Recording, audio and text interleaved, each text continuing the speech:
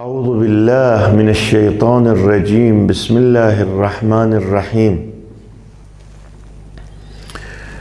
قلنا بالجلسات السابقة النية لها دور مهم في ترقي الإنسان. نحن طبعا إذا يريد طالب العلم يتوفق في تحصيله لابد أن يكون خالصا في النية، بأن ينوي كل أعماله لله. ينوي بأن أعمل لله، كل أفعالي لله، لا أمشي خطوة إلا لرضا الله. هذه النية السليمة الخالصة.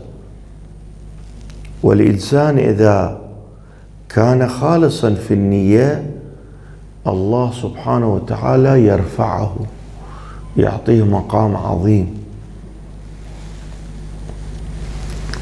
جميل المقصد يدل على طهارة المولد. الإنسان لما يكون عنده نية حسنة، شغل حسن، هدف حسن، هذا يدل على أنه هذا شخص طاهر. نحن لما يسأل عنا أنتم بأي نية بدأتم هذا الطريق، لابد أن يكون الجواب لله. أول العلم معرفة الجبار، وآخر العلم تفويض الأمر إليه. لله. أنا ما عندي طمع للدنيا، ما أريد دنيا، أنا دا أخدم. أنا تركت كل اللذات وانتخبت للذات الآخرة، لأن خدمة الدين يسبب الله سبحانه وتعالى يمن عليك، يراقبك، يصلحك، يحسن أعمالك. ولذا النية لابد أن تكون لله. إن الله سبحانه يدخل بصدق النية والسريرة الصالحة من يشاء من عباده الجنة. تروح للجنة الله يشوف نيتك شلون. عندك نية خالصة انت أهل الجنة. استفيدوا من هذا الحديث.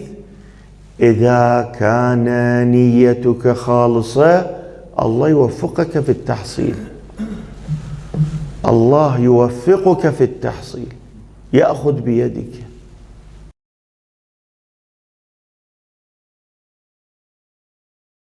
وسلم من الغش قلبه. ما عندي أنا بغض لأحد، نيتي سالمة ولا أغش، وقلبي خالي من الغش، خالي من الخيانة. يقول الإمام روحي له الفداء مولانا أمير المؤمنين طوبى. الإنسان إذا كانت نيته خالصة يخرج البغض من قلبه، يخرج الغش من قلبه. إنما قدر الله عون العباد على قدر نياتهم، فمن صحت نيته تم عون الله له. إمام جعفر الصادق عليه السلام يقول: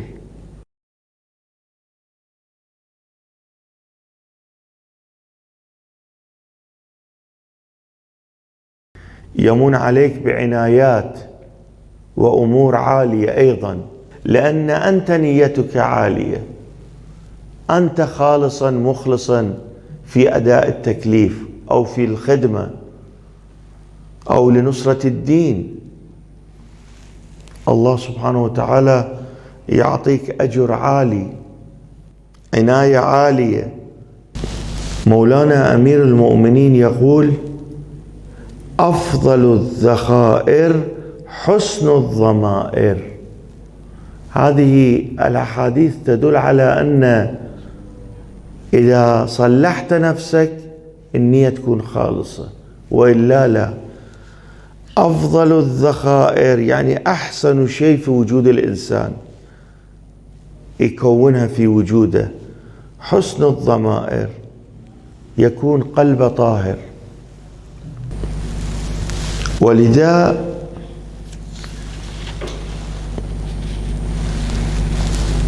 من أساء النية منع الأمنية. إذا تريد عندك شيء تطلب من الله، إذا في وجودك نية سوء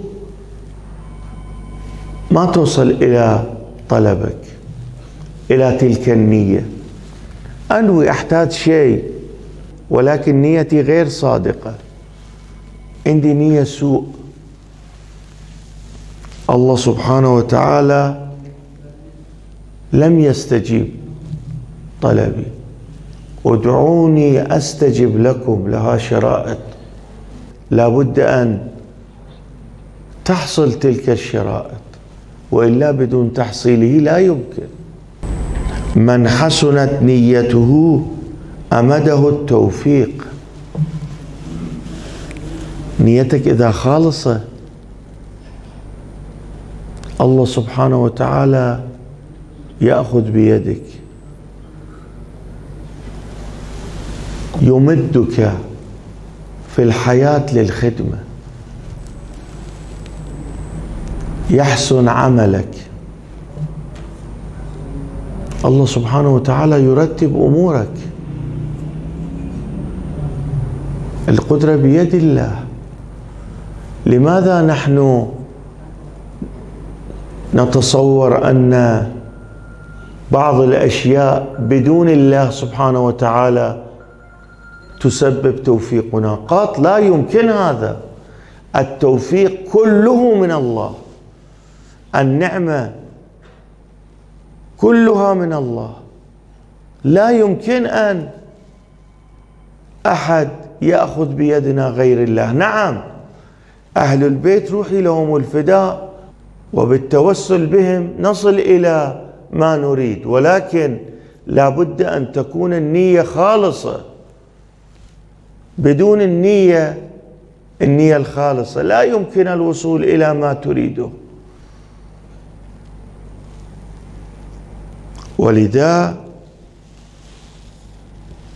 من تمنى شيئا وهو لله رضا لم يخرج من الدنيا حتى يعطاه. تريد تصير عالم تخدم الدين، تصير فقيه، تكون مسلط على الأمور كلها، تريد واقعا توصل لمرتبة عالية، انوي أن تكون الأعمال لله سبحانه وتعالى، خلص انتهى. أفوض أمري إلى الله، إلهي لا تكلني إلى نفسي طرفة عين أبدا. دائما اذكر، دائما أسجد وأذكر هذا الذكر. أم سلمة تقول: كان رسول الله صلى الله عليه وآله وسلم مرارا وكرارا يخرج ويجعل خده على الأرض ويكرر هذا الدعاء: إلهي لا تكلني إلى نفسي طرفة عين أبدا. يعني الله أخذ بيدي، لا تهدني، أنا بدونك هيك.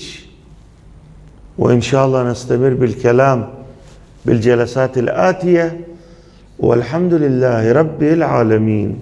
اللهم صل على